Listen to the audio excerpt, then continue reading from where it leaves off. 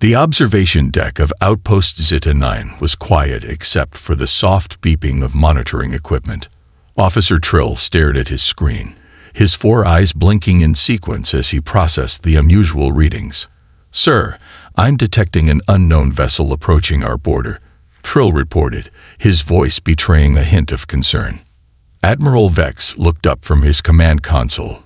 With blue-gray skin and an imposing ridge of bony plates running from his forehead to the back of his neck, Vex had spent 50 cycles in service to the galactic hegemony. He had seen everything, or so he thought. "Show me," he ordered, moving to Trill's station with practiced grace despite his massive frame. A holographic display flickered to life, showing a small ship moving at sublight speed toward their border. Its design was unlike anything in the hegemony database. Blocky, inefficient, with visible weld marks and exposed heat sinks. "Is that primitive?" Vex asked, mandibles clicking in amusement. "Yes, Admiral. Based on our scans, this vessel appears to be from the species known as humans. They achieved FTL travel only 20 cycles ago." Vex waved a dismissive hand. "Humans, those bipes from the backwater system. They're hardly worth our attention." The galactic hegemony ruled over 300 star systems with unquestioned authority. Their technology was the pinnacle of achievement, their military might unmatched across known space. New species were either welcomed as subjects or crushed if they resisted. It was the way of things. "The vessel is transmitting a message, sir," Trill said. "It appears to be a greeting in several languages." "Put together a first contact team," Vex decided. "Senior Envoy Trax should lead it. Let's see what these humans want before they blunder into our territory." Aboard the HSS Defiant, Captain Robert Mason paced the bridge.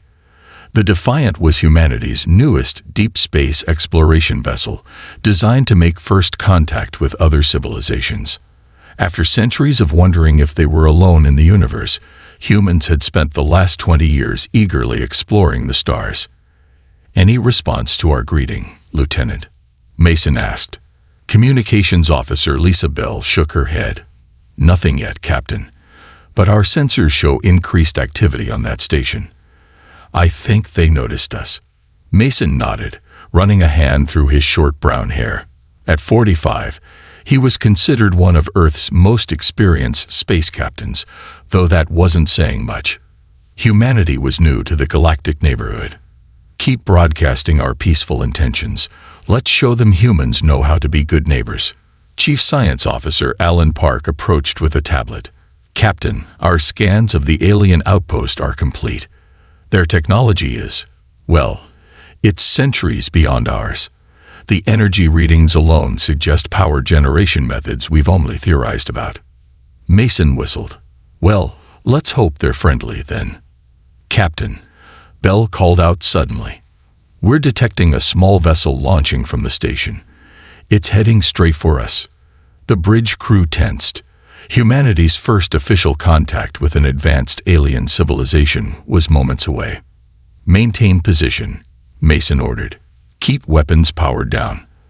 Let's not give them any reason to think we're hostile." Senior Envoy Trax reviewed the preliminary data on humans as his diplomatic shuttle approached the alien vessel. Humans were an unusual species, short-lived but remarkably adaptable.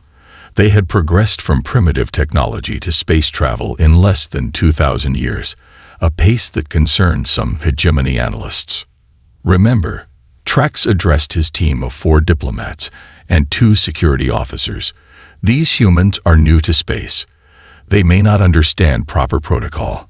Our job is to assess their intentions and determine if they can be peacefully integrated into the hegemony." The shuttle's pilot called out, "Approaching the human vessel now, Envoy. Their design is most unusual." Trax looked through the view screen at the human ship. It was indeed strange. Practical rather than elegant, with visible modifications and repairs.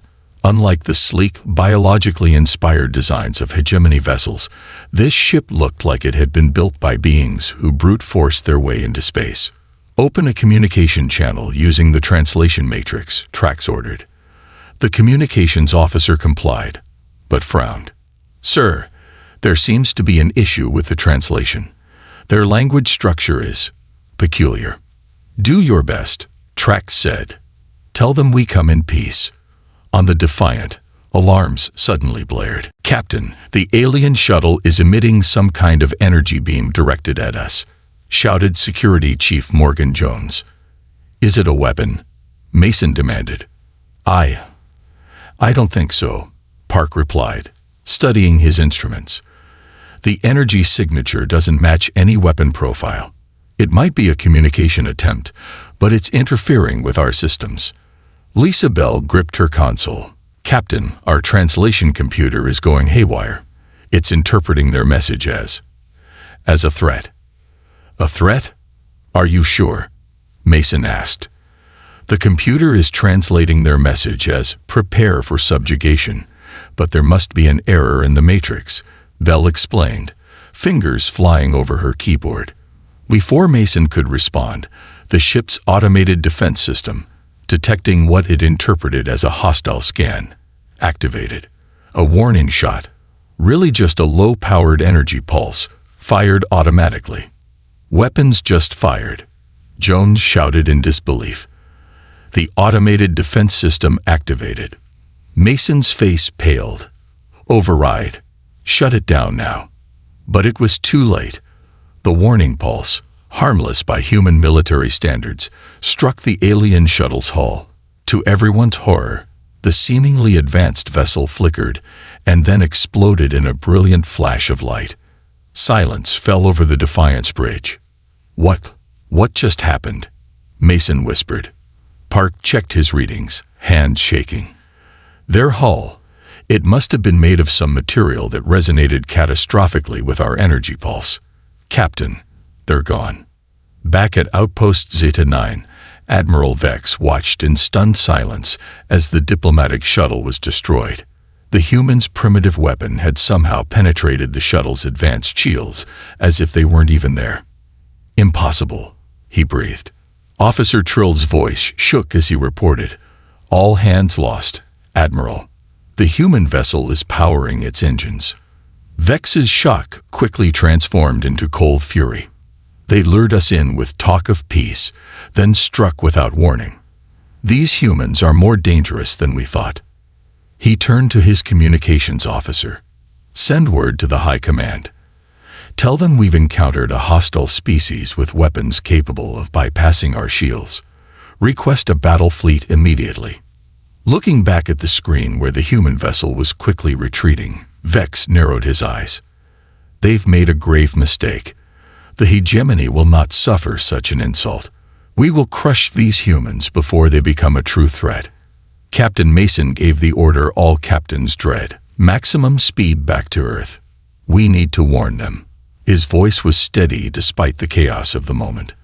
"This was a terrible accident, but those aliens won't know that. We need to prepare." As the Defiance engines pushed to their limits, Mason stared out at the stars. Humanity's first contact had gone catastrophically wrong, not through malice, but through misunderstanding and technological incompatibility. "How long until we reach Earth?" he asked quietly. 3 days at maximum speed, Captain," the navigator replied. "And how long before they follow us?" Mason wondered aloud, though no one had an answer. In the vastness of space, the Defiant raced home, carrying news that would forever change humanity's place in the galaxy.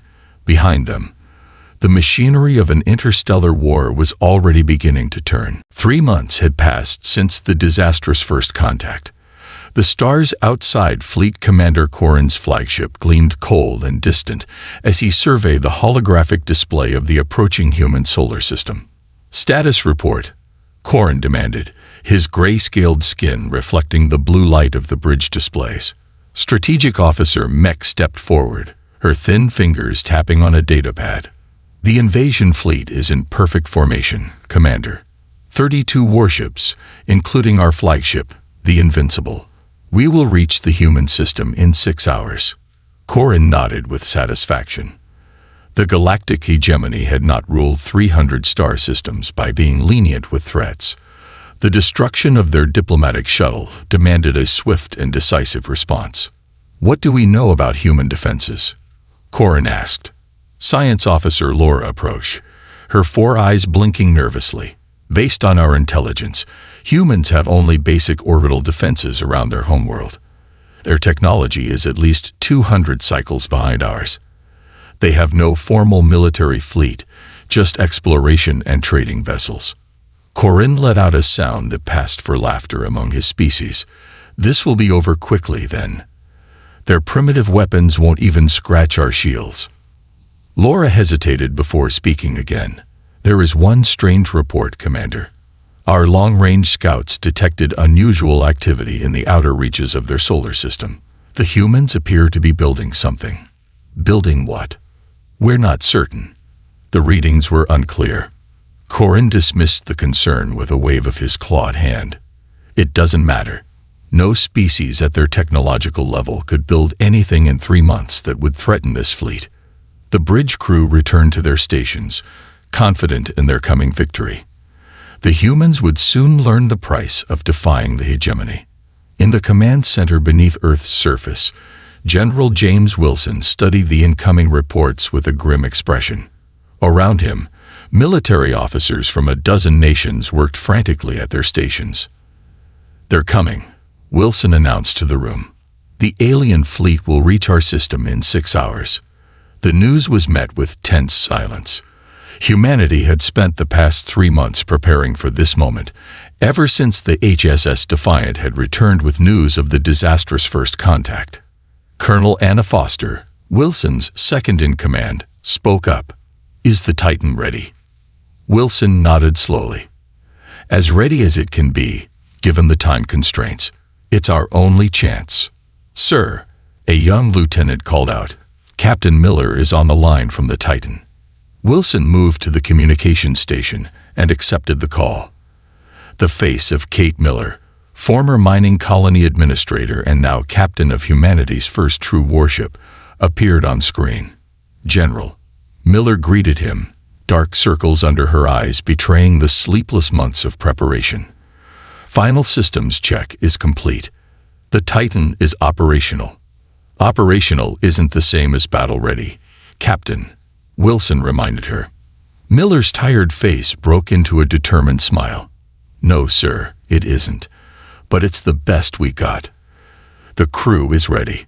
We know what's at stake." Wilson nodded. "Godspeed, Captain.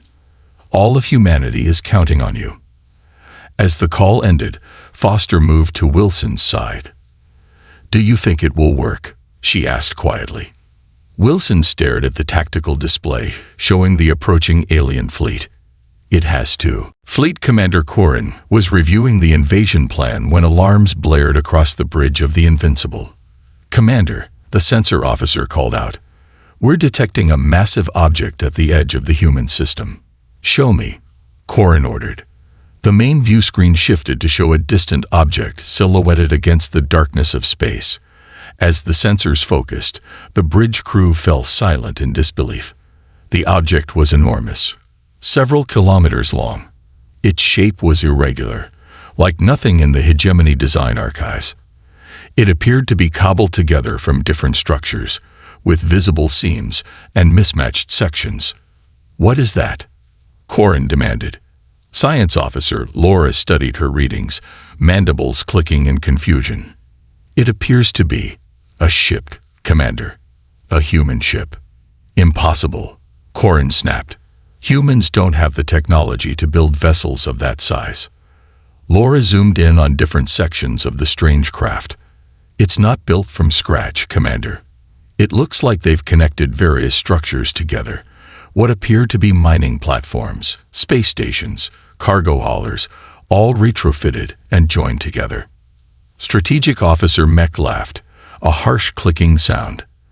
"They've made a junkyard creation and called it a warship. This is what they send against us."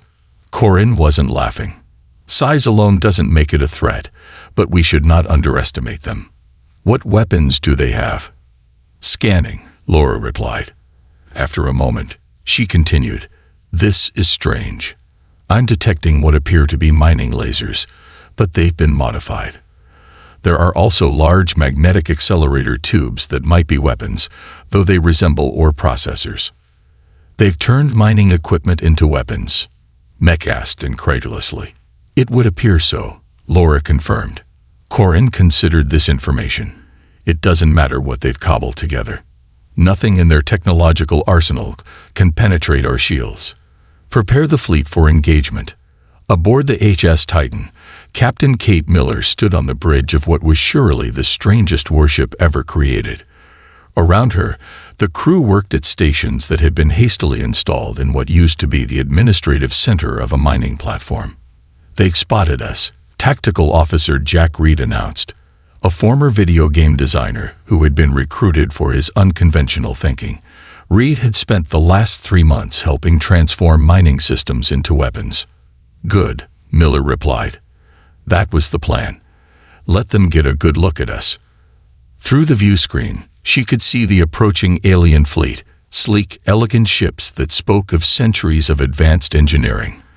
They made the Titan look like exactly what it was, a desperate creation built by a species fighting for its survival. All stations report, Miller ordered. Engineering ready. Came the voice of Tom Wilson, a brilliant mining engineer who had pioneered new power routing methods to make the Titan functional. The reactors are stable, but remember we can't push them past 80% for more than 10 minutes. Weapons ready, Reed reported. Mining lasers charge, magnetic accelerators loaded with the special packages, life support functioning. Another voice called out. Those sections C through F still have pressure inconsistencies. Miller nodded. This cobbled-together vessel was humanity's best hope, a ship that should not exist, built by a species that refused to surrender. Open a channel to the alien fleet, Miller ordered. Communications Officer David Lee worked his console. Channel open, Captain. Miller straightened her shoulders. This is Captain Kate Miller of the human spaceship Titan. We know why you've come. We regret the loss of your diplomatic vessel, but it was a tragic accident caused by translation errors. We request peaceful dialogue. The response came quickly. A harsh, clicking language translated by their computers into English. This is Fleet Commander Corin of the Galactic Hegemony. Your primitive deception will not save you. Surrender your world immediately, or face total destruction. Miller looked around at her crew. Engineers, miners, scientists, and civilians who had worked impossibly hard to create this vessel. None of them were trained for war, but each was ready to fight for their world. All hands, Miller announced shipwide, battle stations. This is what we built the Titan for. Let's show them what humans can do. As the Hegemony fleet approached in perfect formation, the impossible human ship moved to meet them. The Battle of Sol was about to begin. The distance between the two fleets closed rapidly. On the bridge of the Invincible, Fleet Commander Corin watched with growing anticipation as the human vessel grew larger on the main view screen. The human ship is maintaining course directly toward us, Strategic Officer Mech reported. No evasive maneuvers. No sign they understand proper space combat tactics. As expected, Corin replied confidently. Prepare main weapons. Target their central section. One hit should be enough to show them the futility of resistance. The Hegemony fleet moved into attack formation with practiced precision. 32 warships, arranged in a three-dimensional pattern designed to focus firepower while minimizing exposure to enemy weapons. It was a formation that had won hundreds of battles across the galaxy. All ships report ready, Commander, Mech announced. Corin leaned forward in his command chair. Fire.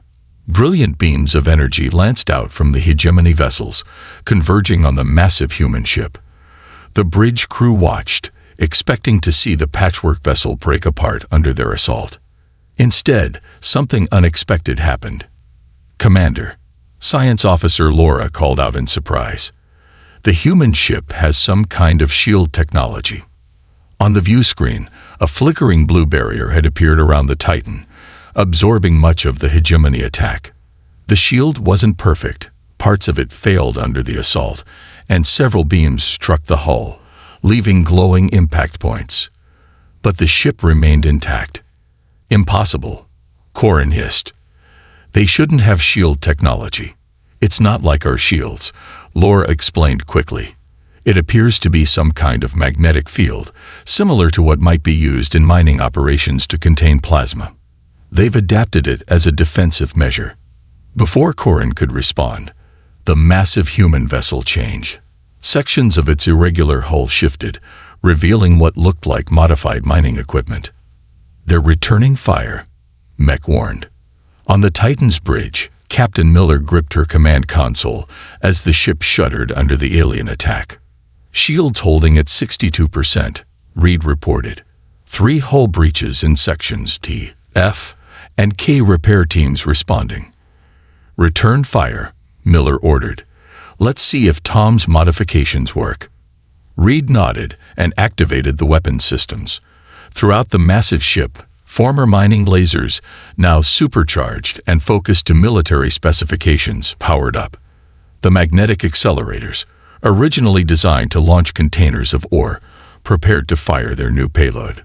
Firing pattern Alpha, Reed called out. The Titan unleashed its first volley. Instead of firing directly at the alien vessels, the repurposed mining lasers targeted points in space around the hegemony ships, creating a web-like pattern. On the Invincible, alarms blared as sensors detected the strange attack pattern. They're missing, Mech said in confusion. Their targeting systems must be primitive. Science officer Laura wasn't so sure. Wait, those aren't random points. They're creating a geometric pattern around our fleet. Suddenly, the space between the energy beams seemed to warp and distort. Several hegemony ships reported drive system fluctuations. What's happening? Corin demanded. The humans are using their mining lasers to heat plasma in specific patterns, Laura explained, her 4 eyes wide with realization. They're creating localized distortions in space that are interfering with our engines. Before Corin could process this information, the human ship launched its second attack. The magnetic accelerators fired, sending hundreds of small objects toward the hegemony fleet. Incoming projectiles, Mech warned. Minimal threat. Our shields will. The projectiles detonated before reaching the hegemony shields, releasing clouds of metallic dust that spread quickly through space. As the dust made contact with the energy shields of the hegemony vessels, it created numerous small electrical arcs and feedback loops. Shields weakening, Mech reported in alarm. The dust is creating interference patterns in our shield matrix. Corin could hardly believe what he was seeing. These humans, with their primitive technology, had found a way to counter the hegemony's most advanced defensive systems. Evasive maneuvers, he ordered. Recalibrate shields and prepare for another attack. Aboard the Titan, a cheer went up as the crew saw their weapons having an effect on the alien fleet. It's working, Reed exclaimed.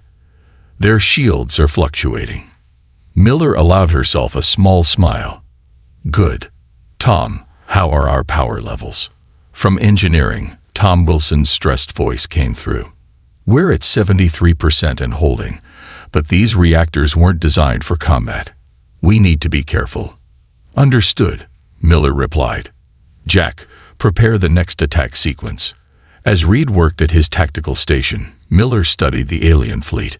They were regrouping, adapting to the human attack strategies. The element of surprise wouldn't help them much longer. Captain, Communications Officer Lee called out. I'm detecting unusual transmissions from the alien fleet. I think they're confused. Good, Miller said. Confusion works in our favor. Let's give them something else to think about. Activate maneuvering system. The massive Titan, despite its size and patchwork construction, began to move in ways that defied conventional space tactics. Instead of the clean, predictable patterns used by most space vessels, the Titan moved erratically, sections of the ship rotating independently to present different weapons angles. On the Invincible, the hegemony officers watched in bewilderment as the human ship performed maneuvers that should have torn it apart. How are they moving like that? Mech asked. Their ship structure shouldn't allow for such movements. Laura studied her readings. They've installed independent thruster systems on different sections. Each part can move semi-independently within structural limits. It's ingenious in a crude way. Corin growled in frustration. Enough of this. All ships, focus fire on their central section. Maximum power. The hegemony fleet regrouped and unleashed another coordinated attack. This time, the barrage overwhelmed sections of the Titan's makeshift shields. Energy beams cut into the human vessel, causing explosions and venting atmosphere. "We've got them now," Corin said with satisfaction. But the human ship didn't break apart as expected. Instead, damaged sections sealed themselves off while others continued fighting. "Commander," Laura said slowly, "I believe their ship was designed with the expectation of taking damage. Each section can operate independently." "That's insane," Mech protested. "No rational shipbuilder would design a vessel expecting it to be partially destroyed." "These humans don't think like us," Laura replied.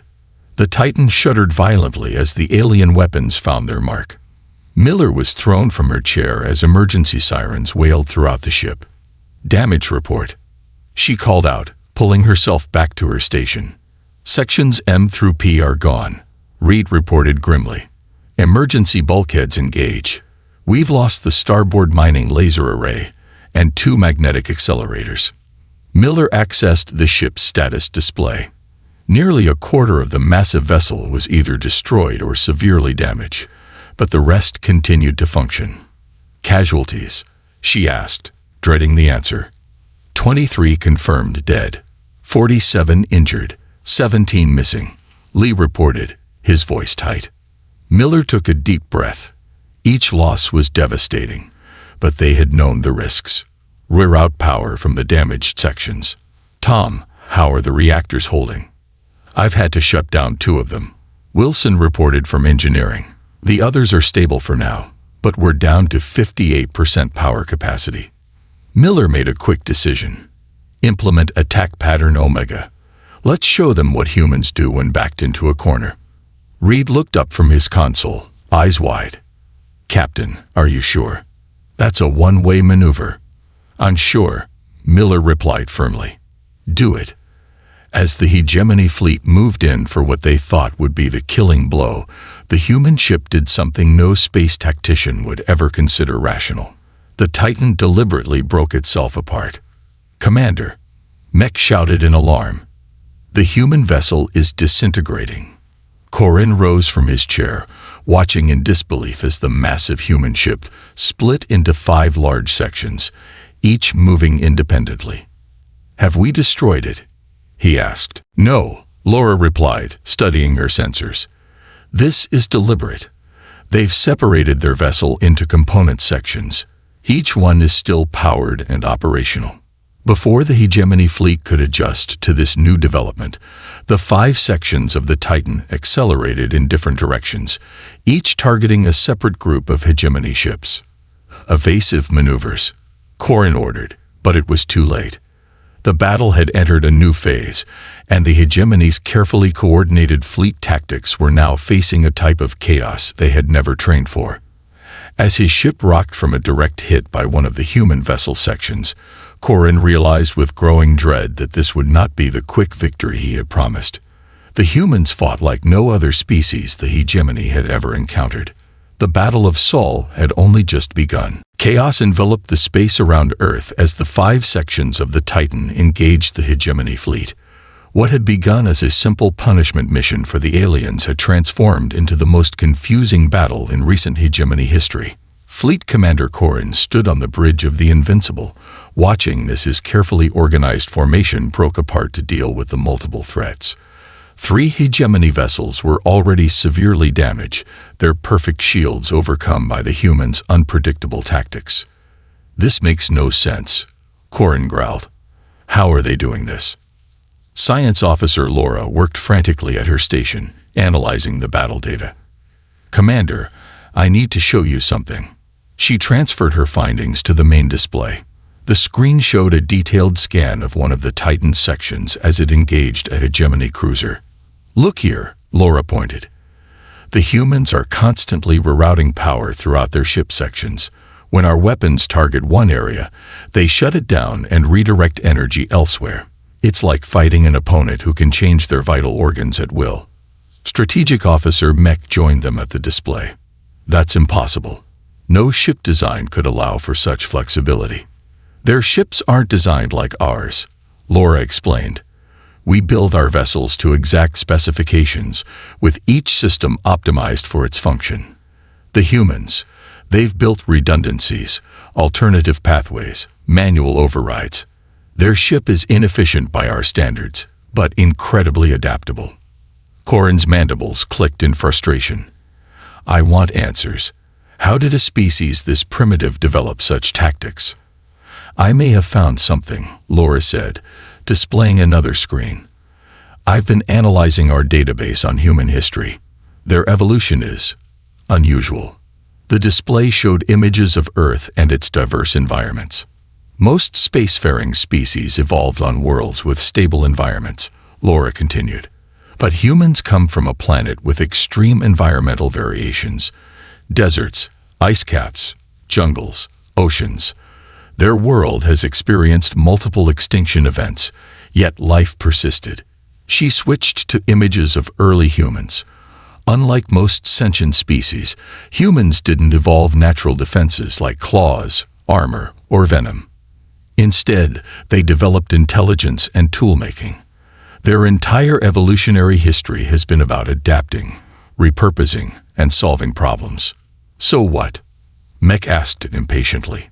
So, Laura explained, while we've spent centuries perfecting our existing technology, humans have spent millennia learning to improvise. When faced with a threat, they don't follow standard protocols. They innovate. Corin stared at the battle unfolding outside. You're saying we're not fighting against human technology. We're fighting against human adaptability. Exactly, Laura confirmed. And there's more. According to intercepted communications, they built the Titan in just 3 months after the first contact incident. 3 months? Mech exclaimed. That's impossible. Not for humans, apparently, Laura replied. They cannibalized existing structures, repurposed mining technology, and worked around the clock. What they lack in technological advancement, they'd make up for in speed and creativity. As if to emphasize her point, the ship rocked from another impact. The battle was not going well. In the heart of Section Alpha, what had once been the Titan's bridge, Captain Miller coordinated the divided ship's attack. The separation had been a desperate measure, but it was working better than expected. Section Charlie reports their reactor is approaching critical, Lee relayed. They're requesting permission to execute final protocol. Miller closed her eyes briefly. Final protocol meant a deliberate overload, sacrificing the section to damage as many enemy ships as possible. Tell them to proceed, she ordered, and make sure the crew evacuates to the emergency pods. Reed looked up from his tactical display. Enemy fleet is regrouping. I think they're adapting to our strategies. They were bound to eventually, Miller acknowledged. Time for Phase 2. Signal sections Bravo and Delta to implement the stealth approach. As she gave the order, Miller noticed something strange on one of the sensor displays. What's that? Near the alien flagship. Reed studied his screens. Looks like one of their smaller vessels is breaking formation, Captain. Moving away from the battle. Miller frowned. Track it. That's not a normal tactical movement. Lieutenant Dax had served the hegemony loyally for 15 cycles. As an intelligence officer aboard the scout ship Observer, his role in this mission had been to analyze human combat tactics and report weaknesses. But what he had seen in the past 2 hours had changed everything. Course set for the dark side of the human moon, he told his small crew of 5. Maintain communications blackout. Sir, his navigator questioned. These aren't our orders. The fleet commander hasn't authorized withdrawal. This isn't withdrawal, Dax replied firmly. It's information gathering. I need a better vantage point to observe the human tactics. It wasn't entirely a lie. Dax did want to observe, but not for the reasons his crew believed. What he had seen today had shaken his faith in hegemony superiority. These humans, using technology centuries behind their own, had fought the mighty hegemony to a standstill. As the observer moved away from the main battle, Dax accessed his private terminal and began compiling all the data he had collected on human innovation and adaptability. The hegemony leadership needed to understand what they were really facing. And if they wouldn't listen, well, Dax was beginning to think the humans deserved to know exactly what they were up against. Back on the Invincible, Corin was forced to make a difficult decision. "Order all ships to regroup at coordinates Alpha 7, he commanded. "We need to reassess our strategy." "You're ordering a retreat, Commander?" Mech asked in disbelief. "A tactical repositioning," Corin corrected harshly. "This enemy doesn't fight according to any known doctrine. We need to adapt our approach." As the hegemony ships began to pull back to the designated coordinates, Laura continued her analysis of human history and biology. What she found only deepened her fascination. "Commander, I've discovered something remarkable about human physiology," she reported. "Their bodies are much less specialized than most sentient species. They can survive in a wider range of environments, eat a greater variety of foods, and recover from injuries that would kill most species." "How is this relevant to the battle?" Corin asked impatiently. "Because they've built their ship the same way they've evolved," Laura explained. "Adaptable, redundant, capable of functioning even when damaged. They don't optimize. They prepare for failure and recovery." The bridge fell silent as the implications sank in. The hegemony had always believed that superior technology would prevail in any conflict, but the humans were challenging that fundamental assumption. "There's something else," Laura added, her voice lower. "According to my analysis of transmission patterns, the human ship is receiving constant updates from their planet.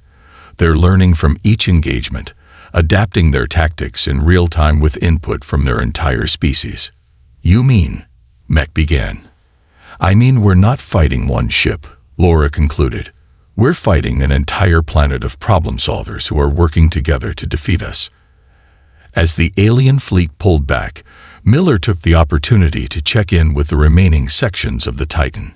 Section Charlie had successfully executed the final protocol, damaging 3 enemy vessels at the cost of their own.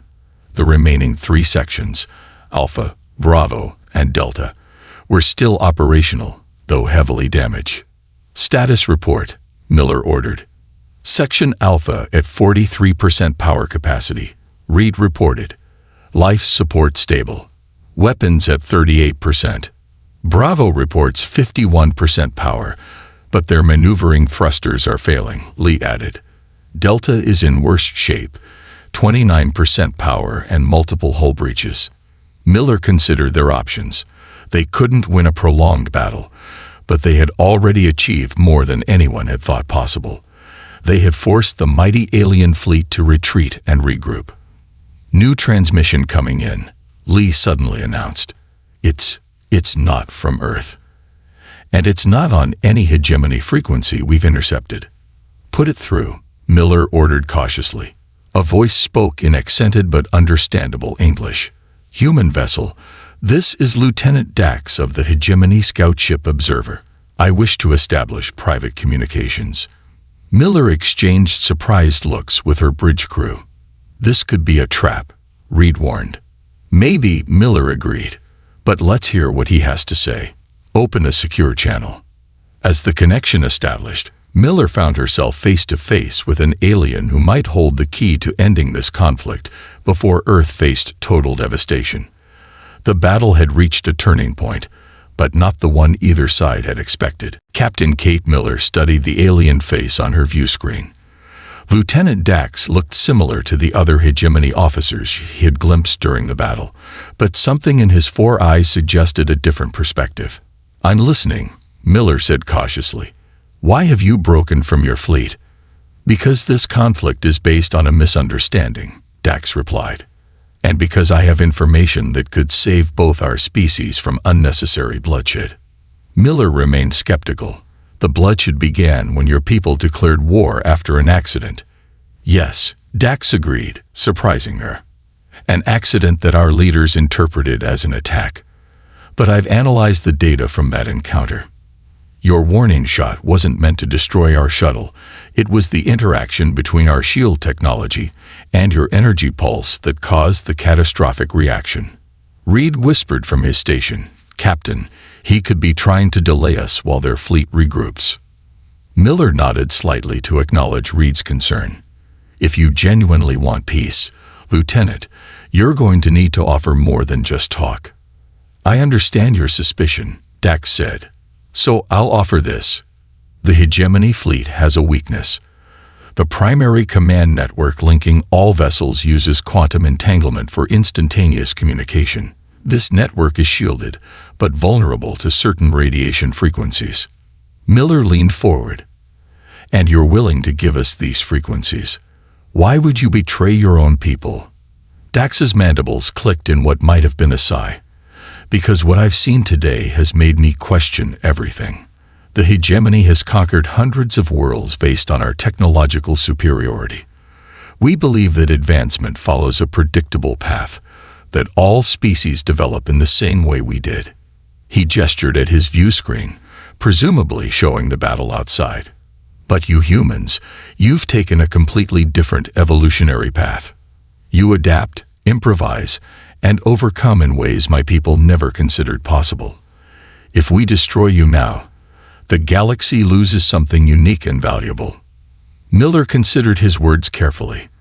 This could still be a trap, but something in Dax's manner suggested sincerity.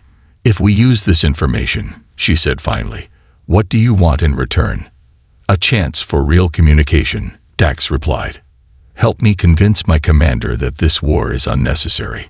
On the bridge of the Invincible, Fleet Commander Corrin was preparing for a renewed assault when his communications officer interrupted. "Commander, we're receiving a transmission from the human vessel. They're requesting a direct communication with you." Corrin's first instinct was to refuse, but Science Officer Laura spoke up. "Commander, this could provide valuable insight into their thinking. I recommend accepting." After a moment's consideration, Corrin nodded. "Put them through." The main view screen activated, showing the human female in what appeared to be a damaged command center. Beside her, to Corrin's shock, was the unmistakable image of Lieutenant Dax. "What is the meaning of this?" Corrin demanded. "Lieutenant Dax, explain your presence on an enemy vessel." "I'm transmitting from my ship, Commander," Dax clarified. "I've established communication with the humans to correct a grave misunderstanding." The human captain spoke next. "I am Captain Kate Miller of Earth. The destruction of your diplomatic shuttle 3 months ago was an accident, a tragic result of incompatible technologies and translation errors." "Convenient excuses," Corrin replied dismissively. "Not excuses, Commander," Dax interjected. "I've analyzed the data from the incident. Their defensive system issued a warning pulse, not intended to destroy. It was the interaction between that pulse and our shield harmonics that caused the catastrophic failure." Laura moved to her console, checking Dax's claims against their own records. After a moment, she looked up in surprise. "He's right, Commander. The energy signature from the human vessel was too weak to have caused damage under normal circumstances. Our shields must have had a resonance vulnerability to their specific frequency." Corrin's mandibles clicked in agitation. Even if true, they still fired upon a diplomatic vessel. "A misunderstanding," Miller insisted. "Our automated defense system interpreted your scan as hostile. We had no intention of starting a war." Before Corrin could respond, Strategic Officer Mech interrupted. "Commander, our long-range sensors are detecting multiple new contacts emerging from Earth's moon. More human vessels." The view screen split to show several small ships approaching from the dark side of Earth's moon. They were nothing like the cobbled-together Titan. These were sleek, purpose-built warships. "What is this?" Corrin demanded. "More of your primitive vessels." Miller shook her head. "Not ours. We have no ships in that location." Dax looked equally confused. "Commander, those aren't human ships. The design. They're Arcturian. The bridge fell silent as everyone processed this new development. The Arcturians were an advanced species from a neighboring sector, known for their neutrality in galactic affairs. A new transmission came through, and the face of an Arcturian diplomat appeared on screen. "This is Envoy Krell of the Arcturian Confederation. We have been monitoring this conflict and wish to offer our services as mediators." Miller recovered from her surprise first. "We welcome your assistance, Envoy Krell." Corinne was less enthusiastic. "The hegemony does not require outside interference in its military operations." "This is not interference, Commander," Krell replied calmly. "This is an opportunity to avoid unnecessary bloodshed. Our analysis confirms what Lieutenant Dax has discovered. The initial incident was indeed an unfortunate accident caused by technological incompatibility." Krell continued, "Furthermore, we have been observing human development with great interest. They represent a unique evolutionary path, one that could benefit the entire galactic community if given the chance to flourish." Corinne looked to his officers. Mech seemed ready to continue the fight, but Laura nodded in agreement with the Arcturians' assessment. "Commander," Laura said quietly, "we came here expecting an easy victory over primitives. Instead, we found a species unlike any we've encountered before. Perhaps it would be wise to reconsider our approach." 3 days later, Captain Miller stood in what remained of the Titan's primary section, now docked at Earth's orbital station. Engineers and repair crews worked around the clock to stabilize the damaged vessel, not to restore it for battle, but to preserve it as a symbol of human ingenuity and determination. A delegation had arrived from Earth to meet with representatives from both the hegemony and the Arcturian Confederation. Among them was Lieutenant Dax, whose decision to break ranks had helped prevent further bloodshed. "Captain Miller," Dax greeted her. Approaching with what she had learned was a gesture of respect among his people. "The peace talks are proceeding well. The Hegemony Council has agreed to establish formal diplomatic relations with Earth." Miller nodded. "It's a start. Though I suspect some of your military leaders aren't happy about it. They will adapt," Dax replied with what might have been humor. "Perhaps not as quickly as humans, but they will adapt." They walked together through the battle-scarred corridors of the Titan, past repair teams and memorial markers for those who had fallen in the battle. "The Arcturian envoy tells me they've been watching Earth for decades," Miller commented. "Apparently, they had a bet going about whether humans would destroy themselves before reaching the stars." "And now?" Dax asked. Miller stopped at a viewport, looking out at Earth shining below and the stars beyond. "Now they're betting on how quickly we'll change the galaxy." She turned to Dax. "What do you think?" The alien considered for a moment.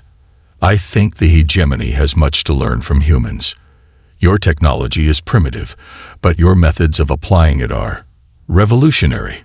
Already, our engineers are studying the way you repurpose mining equipment into weapons. And we're eager to learn about your advanced technology," Miller replied. "Imagine what humans could do with proper tools instead of cobbled-together mining equipment." Dax made a sound that Miller had come to recognize as laughter.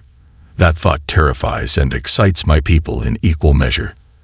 As they continued their tour, Miller reflected on how close they had come to destruction. The Titan had been a desperate gamble, a symbol of humanity's refusal to surrender in the face of overwhelming odds. Now it would serve as the foundation for a new chapter in human history. 6 months later, Admiral Vex stood on the observation deck of a hegemony diplomatic vessel approaching Earth. After the Battle of Sol and the peace treaty that followed, he had been assigned to lead the official diplomatic mission to the human homeworld. On a nearby console, he reviewed the history of human warfare and adaptation. These strange bipeds had spent millennia fighting each other, developing increasingly creative ways to overcome challenges. Now that creativity was being channeled into peaceful cooperation and technological exchange. As Earth grew larger in the view screen, Vex reflected on how one small misunderstanding had nearly led to the destruction of a species that now promised to change the galaxy forever. The hegemony had always believed that technological superiority determined a civilization's worth. The humans had proven that innovation and adaptability were equally important. "Admiral," his aide reported, "we're receiving a transmission from Earth Space Control. Our escort is approaching." Outside, a new vessel moved into view, sleek and powerful, combining hegemony design principles with human ingenuity. It was the first ship built through the new cooperation between their species. Its name was prominently displayed across the hull. Peace through Understanding. A fitting name, Vexfot, for the beginning of a new era in galactic history. The metal walls of the USS Horizon vibrated as the alien ship approached Earth's orbit.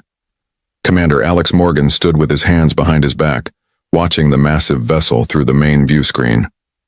This was the third visit from the Galactic Confederation in just 3 months, and each time they came with more ships and more demands.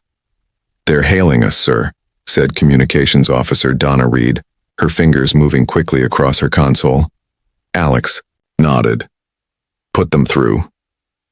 The screen changed to show the blue-skinned alien ambassador Zarvex. His 4 eyes blinked in sequence, a gesture Alex had learned meant impatience. "Commander Morgan," the alien said, his translator making his voice sound flat and artificial. "My superiors grow tired of Earth's delays. The Galactic Confederation requires your answer today. Earth must join our alliance and submit to our authority, or face the consequences." Alex kept his face calm, though his heart beat faster. "Ambassador, as I've explained before, Earth's government requires time to consider such an important decision. President Benson has called for a global meeting to—" "No more meetings," Zarvex cut him off. "No more delays. We have studied your planet for decades. We know you are just beginning to explore your own solar system. Your technology is primitive compared to ours. You have no choice but to accept our protection." On a separate screen visible only to Alex, a message appeared from Earth Command. "Keep them talking. Fleet Admiral Wright preparing response." "Ambassador," Alex said, choosing his words carefully, "perhaps we could discuss what Earth would gain from this arrangement. Your Confederation speaks of protection, but we've seen no threats in our region of space."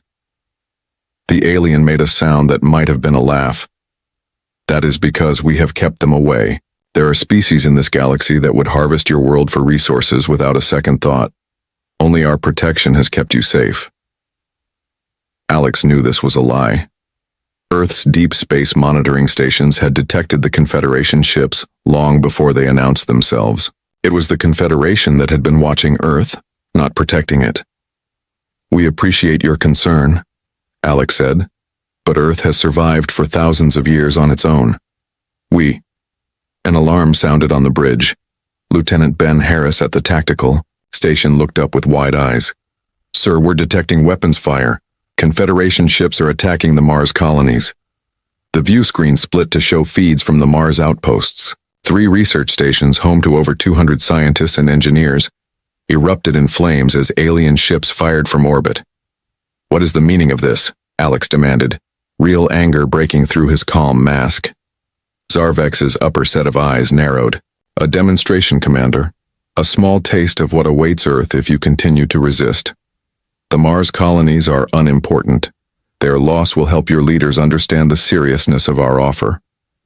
Alex's hands curled into fists. The colonies weren't military targets, they were research stations working on terraforming and astronomy projects. "This is an act of war," he said quietly. "No, Commander," the alien replied. "This is an act of correction, like disciplining a child. You have 6 Earth hours to inform your leaders and prepare your surrender. We will accept nothing less than complete submission." The transmission cut off. Alex turned to his crew, who looked to him with shock and anger on their faces. "Sir," said Navigator Patricia Kelly, "what do we do?" Before Alex could answer, a priority message came through on his personal channel. It was from Fleet Admiral Susan Wright herself, her gray hair pulled back tightly and her eyes hard as steel. "Commander Morgan, you've witnessed their first move," she said. "Are you and your crew ready for what comes next?" Alex stood straighter. "Yes, Admiral. The Horizon stands ready." "Good. For the past 70 years, we've been preparing for this day." Since the first alien ship was detected near Jupiter in 1957, Earth's governments have worked together in secret. While we showed the world rockets and space shuttles, we built something much more powerful hidden within the moons of Saturn. Alex had been briefed on some of this when he took command of the Horizon, but even he didn't know the full extent of Earth's secret programs. The Horizon isn't just an observation vessel, is it? He asked. Admiral Wright's mouth curved in a small smile. No, Commander. The Horizon is the first of our Phantom fleet. The ships appear basic on all scans, but they carry our most advanced systems. Your vessel has weapons that can target their engines with perfect accuracy. No loss of alien life, but they won't be going anywhere. And the Mars colonies? Alex asked, thinking of the lives lost. The people are safe, Commander. What the Confederation destroyed were empty buildings and clever projections. We evacuated the real colonies 3 weeks ago, when our intelligence suggested the Confederation was losing patience. The colonists are now in the underground bases on Europa. Relief washed through Alex. What are your orders, Admiral? Connect me to your main screen. It's time to address your crew, and then I have a message for our unwelcome visitors. Alex nodded to Donna, who patched the Admiral through to the main screen. The bridge crew stood at attention. Men and women of the USS Horizon, Admiral Wright said, her voice strong and clear. Today the Galactic Confederation has shown their true nature. They believe us to be weak, primitive, and easily conquered. They believe this because that is what we wanted them to believe. She paused, looking at each person on the bridge through the screen. Since the first hint of alien presence in our solar system, Earth's nations put aside their differences to prepare in secret. While we showed the galaxy our first awkward steps into space, we were building a fleet that could defend not just Earth but humanity wherever we might go in the stars. The Admiral's image was replaced by a view of Saturn. As they watched, the surface of one of its small moons seemed to split open, revealing a hidden base. Ships began to emerge, sleek and deadly, nothing like the bulky vessels Earth had publicly sent into space. Today we stopped pretending, Admiral Wright continued as her image returned to the screen. Commander Morgan, activate the Horizon's true systems. Show them what Earth can really do. Alex turned to his tactical officer. Lieutenant Harris, bring all systems online, weapons, drives, shields, everything. Ben's fingers flew over his console. Around them, the bridge began to change. Hidden panels slid away to reveal new stations. The lights shifted from standard white to a blue glow that seemed to pulse with energy. Systems coming online, sir, Ben reported. Quantum shields at full power, phase cannons charged, gravity displacement drive ready. Alex took a deep breath and sat in the commander's chair, which had also transformed, displaying holographic controls around him. Admiral, he said, the Horizon is ready. Wright nodded. Open a channel to the Confederation flagship. It's time they learned who they're really dealing with. Alex looked to Donna, who opened the channel with a touch. On the screen, Zarvex appeared, looking smug. Have you called to offer your surrender, Commander? The alien asked. No, Ambassador, Alex replied calmly. I've called to deliver a message from Earth. Admiral Wright's voice came through clearly as her image appeared beside Alex's on the alien screen. This is Fleet Admiral Susan Wright of Earth's United Defense Force. You have attacked our people and demanded our submission based on a false understanding of our capabilities. That was your mistake. The view changed to show Earth's fleet emerging, from bases on the Moon, on Mars, and from the rings of Saturn. We were holding back, Admiral Wright said simply. Not anymore. The alien ambassador Zarvex stared at the screen in shock.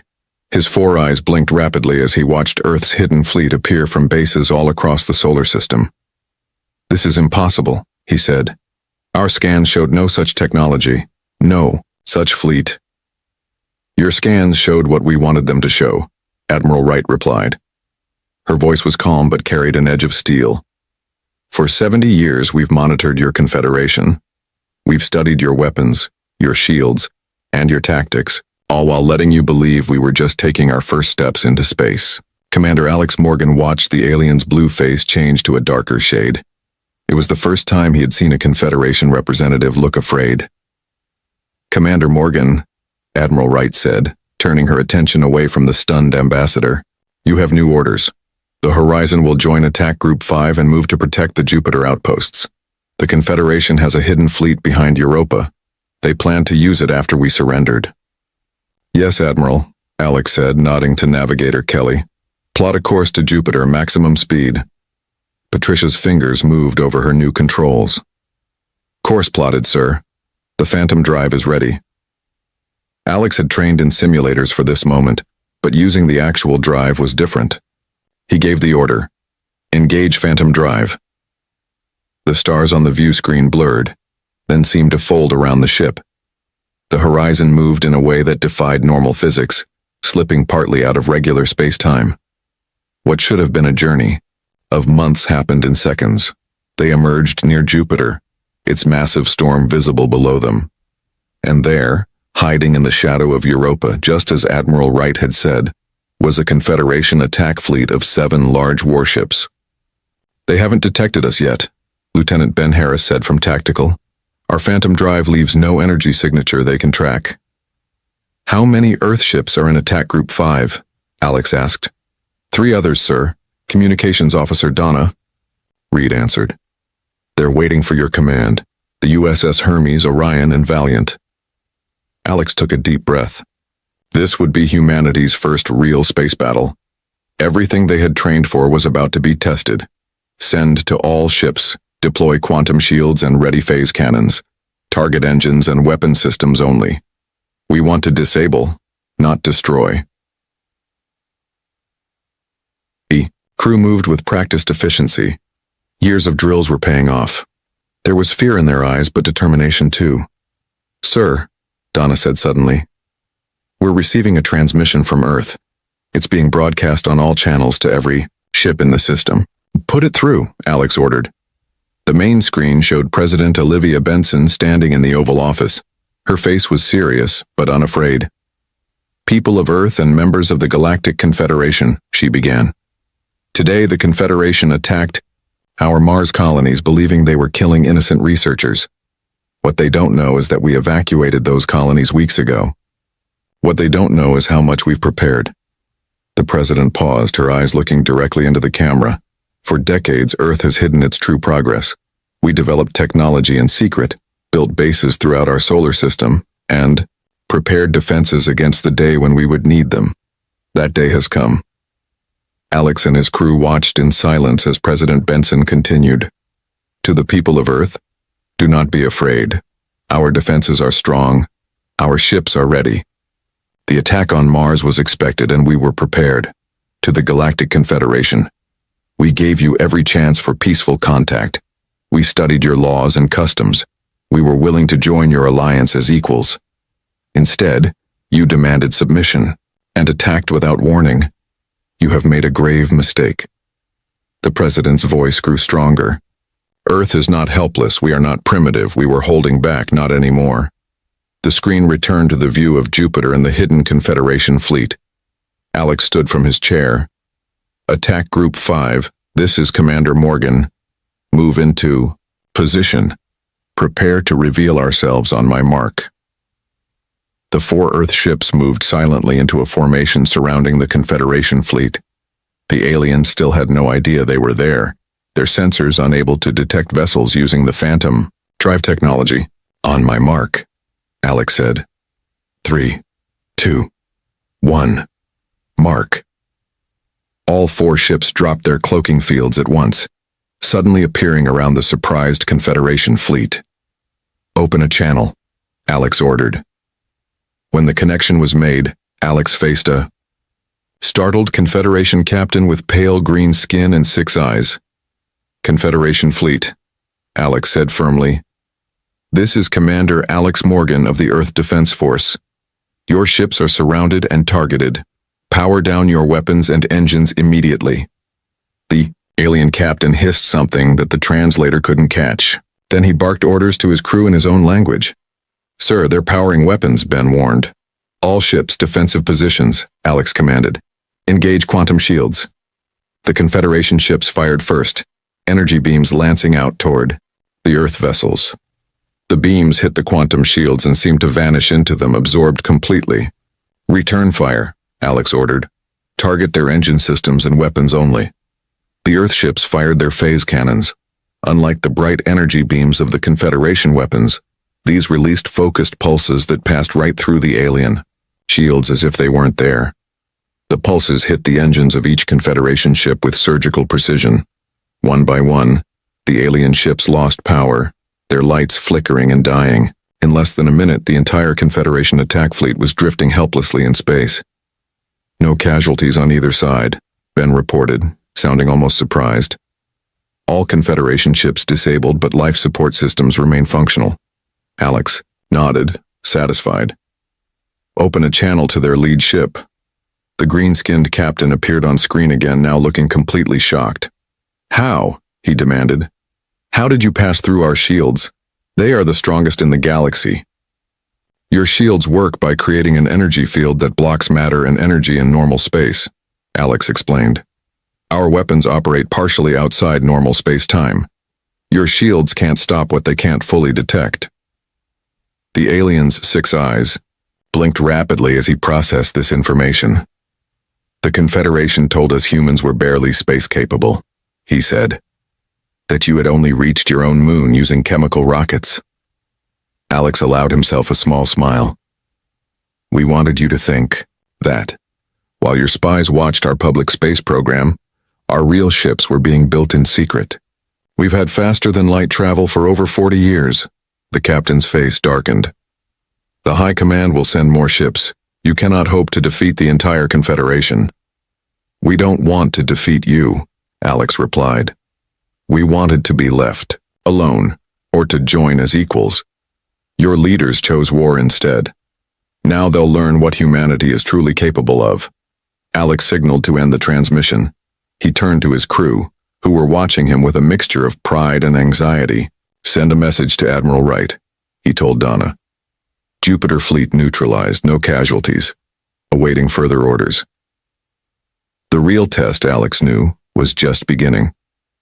The Confederation had thousands of ships across the galaxy, but now at least, they would know that Earth was not an easy target. Humanity had revealed itself at last, and the galaxy would never be the same. News of the Jupiter victory spread quickly through Earth's fleet.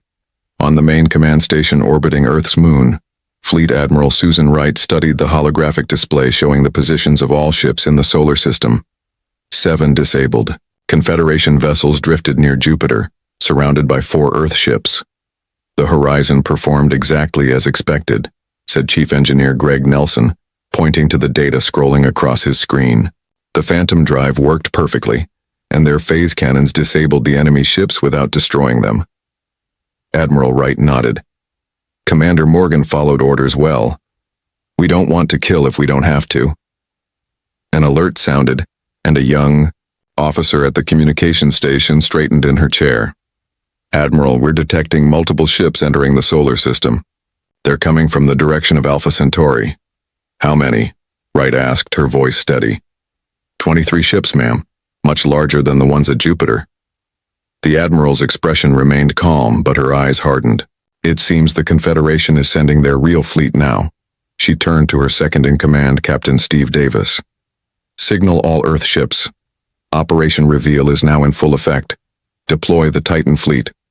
Captain Davis nodded and began transmitting the orders. On the holographic display, new symbols appeared, showing Earth ships emerging from hidden bases on Saturn's moon Titan. How long have we hidden these ships? Asked Greg, watching in awe as 30 advanced warships moved into formation. The first ones were built almost 50 years ago, Admiral Wright replied. Each generation more advanced than the last. We've been preparing since we first detected alien signals in 1957. On the USS Horizon near Jupiter, Commander Alex Morgan received the alert about the incoming Confederation fleet. His crew looked to him with worried faces. Sir, Communications Officer Donna Reed said, Admiral Wright has ordered all ships to fall back to Saturn. The Titan fleet is deploying. Alex had heard rumors about the ships hidden on Titan, but even as a commander, he hadn't been told everything. Earth's defense had been built in layers with information shared only when necessary. Plot a course to Saturn, he ordered. We'll join the main fleet. As the horizon moved away from Jupiter using its conventional drives, Alex watched on the view screen as a massive carrier ship emerged from its hiding place within Titan's thick atmosphere. It was at least 10 times larger than the horizon, with sleek lines and no visible weapons. "What is that?" Navigator Patricia Kelly asked in awe. "That's the EDS Defender," Alex replied, remembering the briefing files he'd been given when war seemed inevitable. "Earth's first true carrier ship. It holds over 100 fighter craft inside."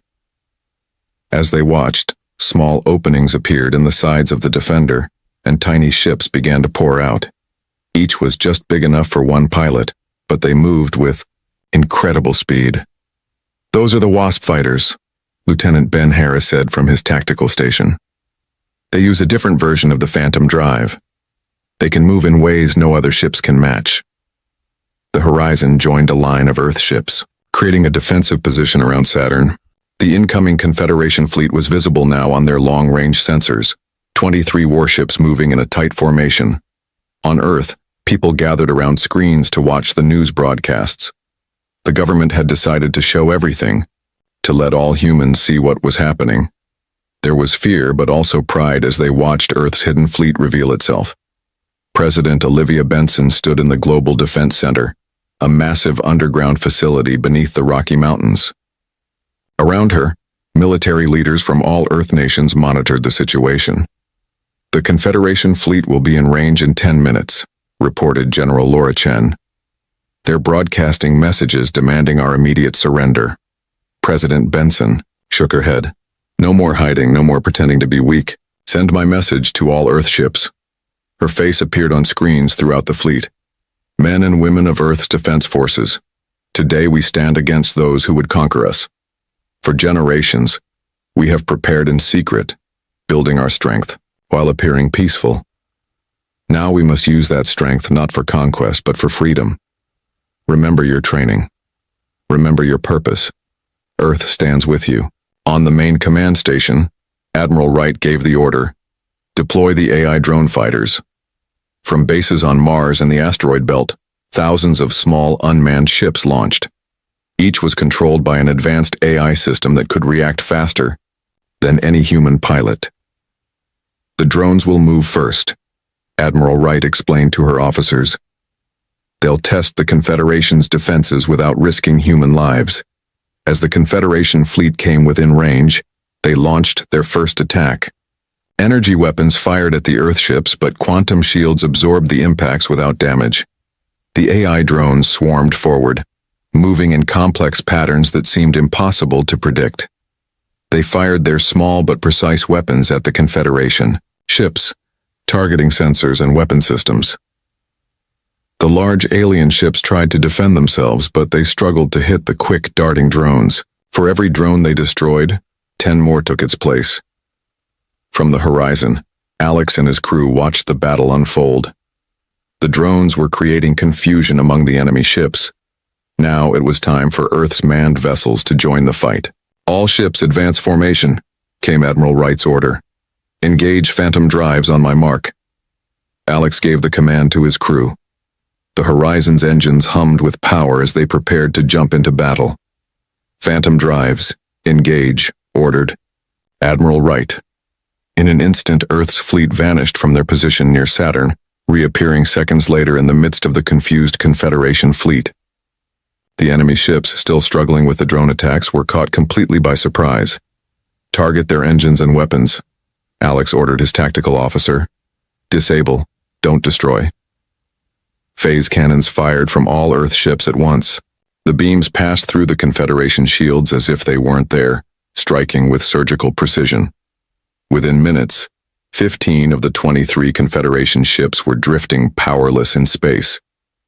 The remaining 8 tried to retreat, but the Wasp fighters from the Defender surrounded them, cutting off their escape. "This is Fleet Admiral Susan Wright to the remaining Confederation vessels," came the broadcast on all channels. "Your ships are surrounded. Your weapons are ineffective against our defenses. Surrender now." There was a long moment of silence. Then, one by one, the Confederation ships powered down their weapons. On the bridge of the horizon, Commander Alex, Morgan and his crew watched in amazement. They had just won a battle against what was supposed to be one of the most powerful forces in the galaxy. "Send to Admiral Wright," Alex told Donna. "All enemy ships in our sector have surrendered." Similar reports came in from across the battlefield. In less than 30 minutes, Earth had defeated the Second Confederation attack force without losing a single ship. As Alex looked at the stunned and relieved faces of his crew, he knew this was just the beginning. The Confederation would send more ships. The war was far from over, but the message had been sent. Earth was not weak. Earth was not helpless. Earth had been holding back, not anymore. 3 days after the battle near Saturn, Commander Alex Morgan sat in a meeting room aboard the Lunar Command Station. Around the large table sat other ship commanders, military leaders, and scientists. At the head of the table stood Admiral Susan Wright, her face serious as she addressed the group. "The Confederation has called for talks," she said. "They want to meet at a neutral location to discuss peace terms." "Do we trust them?" asked Captain Judy Bennett of the EDS Defender. Admiral Wright's mouth formed a thin line. "No. Our intelligence suggests this is a delay tactic while they gather a larger fleet. They've never faced a species that could resist them so effectively. They don't know how to respond." Alex leaned forward. "What's our next move, Admiral?"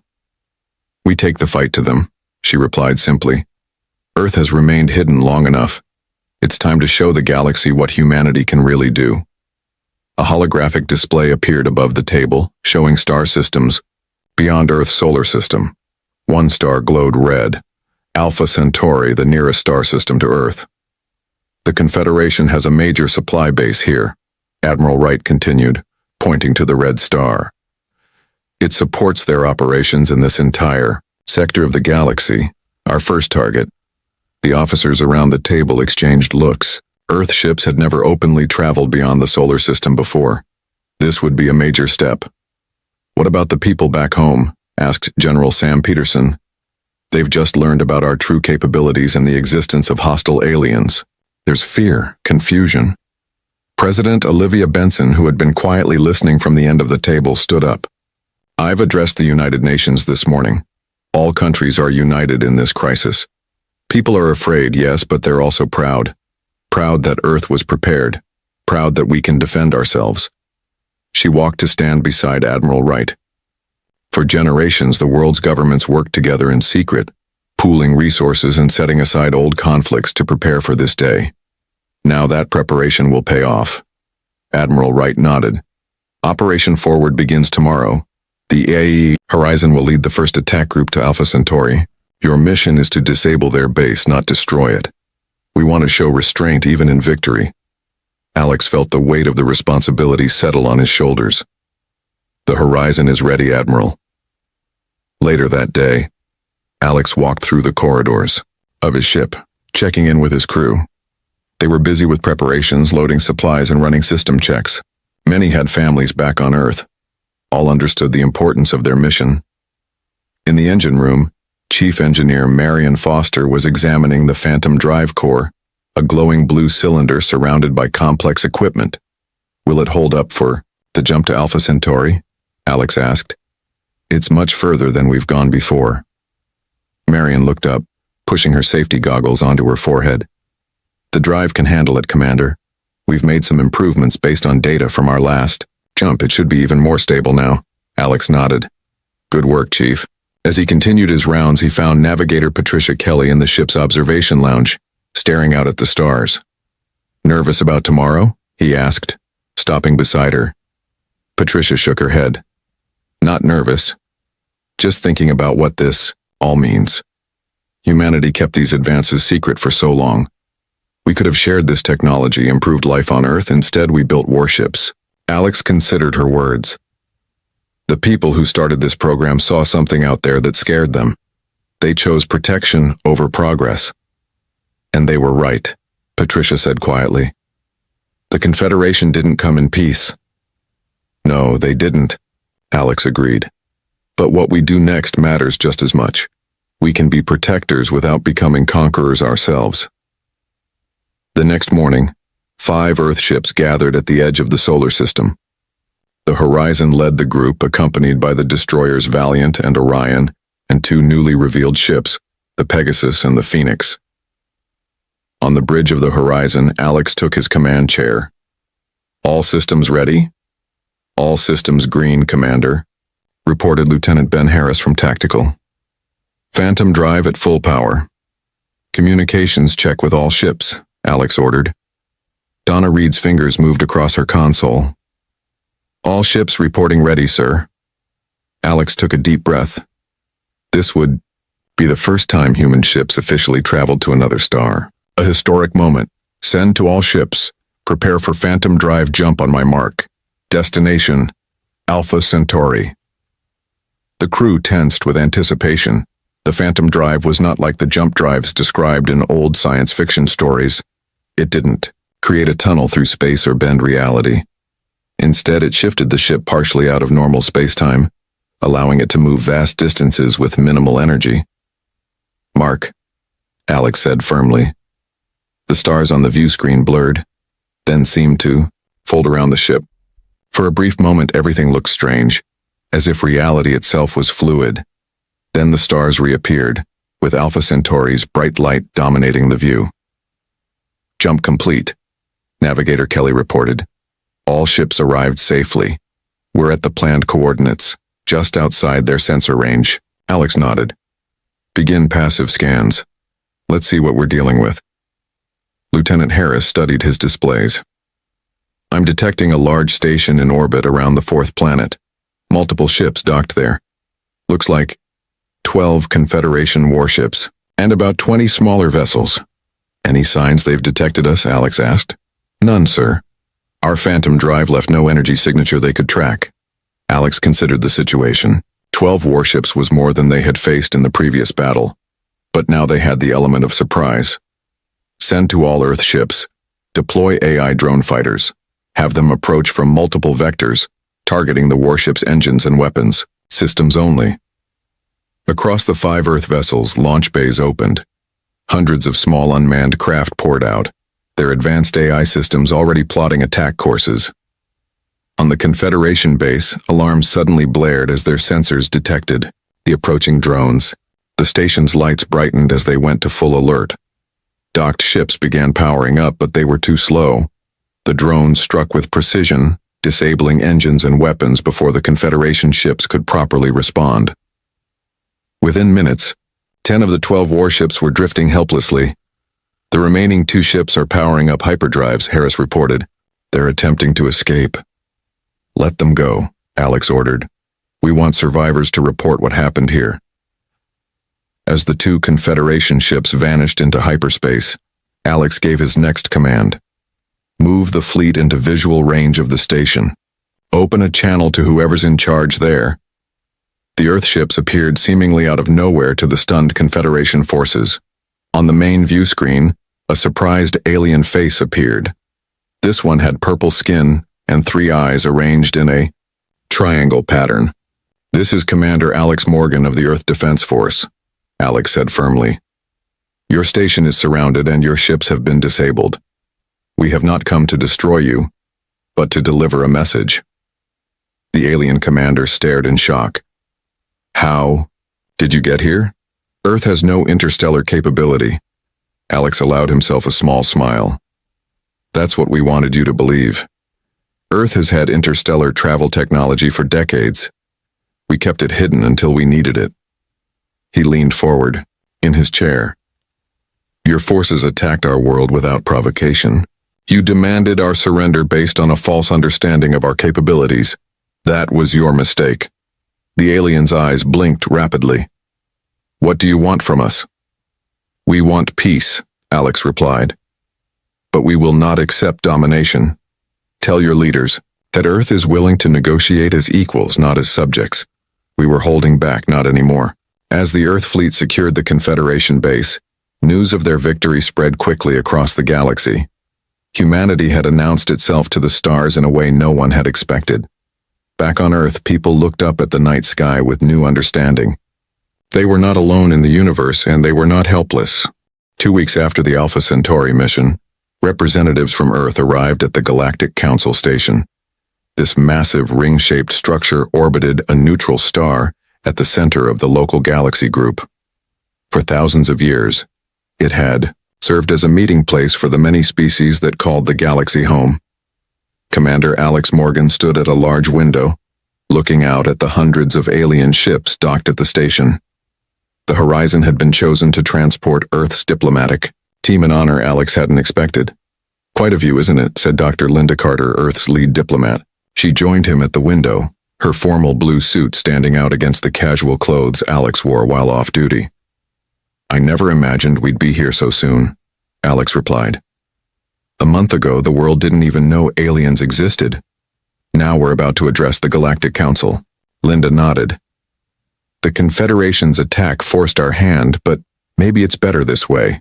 No more secrets." A soft chime sounded from Linda's communication device. "It's time," she said. "The Council is ready to see us." Alex accompanied Linda and her team to the Great Council chamber. The room was enormous, with seating for representatives of over 200 species. At the center stood a round platform where speakers could address the gathered delegates. The Earth delegation took their assigned seats.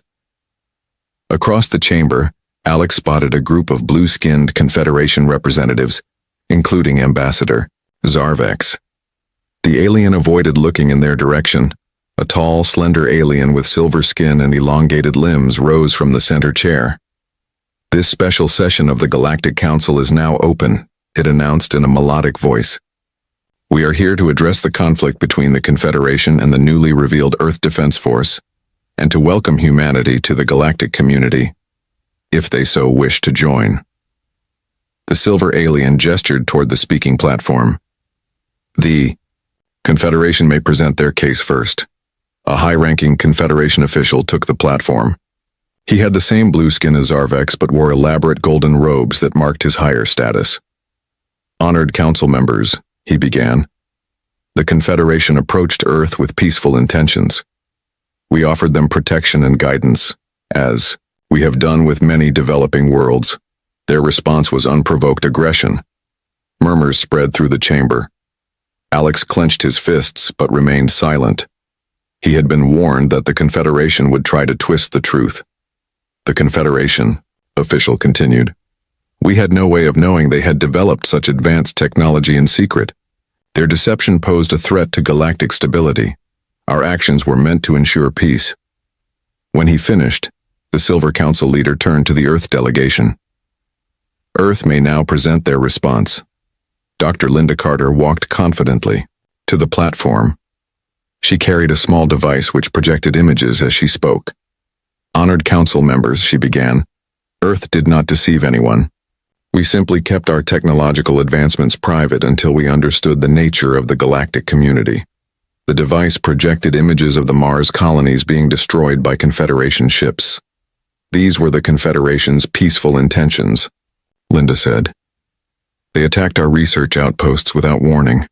They demanded our surrender and threatened further violence if we refused." She touched the device again, and new images appeared. Historical records showing Confederation ships observing Earth as far back as the 1950s. For over 70 years, we detected Confederation vessels monitoring our world. We studied them in return. What we learned made us cautious. The Confederation has a history of subjugating developing worlds, stripping them of resources, and forcing them to serve Confederation interests. The blue-skinned officials shifted uncomfortably as Linda displayed records of other worlds that had suffered under Confederation rule. "Earth chose to hide our true capabilities not out of deception, but out of prudence. When the Confederation attacked, we defended ourselves with minimal force. We disabled their ships rather than destroying them. We offered peace even after victory." Linda's voice grew stronger. "Humanity does not seek conquest. We seek only to protect our world and to join the galactic community as equals. We were holding back our true nature, not just our technology, but our desire for peaceful cooperation." When Linda finished, the chamber was quiet. Then, one by one, representatives from other worlds began to stand. A reptilian alien with green scales spoke first. "My world was protected by the Confederation for 3 centuries. Their protection came at the cost of our freedom. We support Earth's right to defend itself. Other representatives rose to speak. Some had also suffered under Confederation rule. Others were simply impressed by Earth's restraint and victory. A few remained neutral, calling for further investigation. After hours of debate, the Silver Council leader raised a hand for silence. The Council has heard enough to make an initial ruling. The Confederation's attack on Earth was unprovoked and unjustified. Earth's response was proportional and showed admirable restraint. The leader turned to Linda. Earth is recognized as a sovereign power with the right to defend itself. Furthermore, we extend an invitation for Earth to join the Galactic Council as a full member, with all rights and responsibilities that entails. Cheers erupted from many of the delegates. The Confederation representatives sat in stunned silence. Later, aboard the Horizon, Alex and his crew celebrated the victory. It wasn't just a military win, but a diplomatic one. Earth had been recognized by the galaxy. Admiral Susan Wright contacted them from Earth with new orders. The Horizon is to remain at the Council Station as Earth's first permanent embassy vessel. Commander Morgan, you'll work with Dr. Carter to establish formal relations with other worlds. Alex was surprised. Admiral, I'm not a diplomat. I'm a ship commander. Admiral Wright smiled. You're both now, Commander. You've shown good judgment under pressure. That's what we need out there. After the communication ended, Alex walked to the observation deck. His crew gathered around him, waiting for him to speak. For generations, humanity prepared for the worst, he said. We built weapons and ships. We trained for war, but that was never the whole story. He looked at each of them in turn. Our real strength wasn't just in our technology. It was in our restraint. We could have destroyed the Confederation ships. Instead, we disabled them. We could have demanded surrender. Instead, we offered peace. Navigator Patricia Kelly spoke up. So what happens now, Commander? Alex smiled. Now the real work begins. Making friends instead of just preparing for enemies. Building bridges instead of just ships. He turned to look out at the stars, at the vast galaxy now open to humanity. For 70 years we held back, not just our weapons, but our hopes. Our dreams of joining something larger than ourselves. Lieutenant Ben Harris raised a cup in toast. To not holding back anymore. Everyone joined in the toast. Not anymore. As the celebration continued, Alex thought about the message Earth had sent to the galaxy. It wasn't just about military power. It was about showing who humans truly were, capable of great strength but choosing to use it wisely. Earth had warned the galaxy. We were holding back. But the more important message was what came after, what humanity would do now that they didn't have to hold back anymore. Alex was eager to find out.